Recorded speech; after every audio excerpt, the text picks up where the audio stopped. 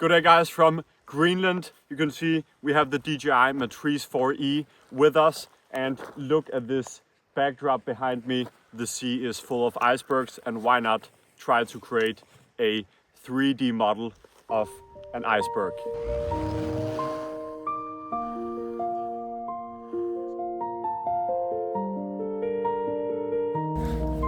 Oh, okay, the flies are quite aggressive, but anyway, given that we have absolutely no internet here, we will go ahead and map the ice sheet manually.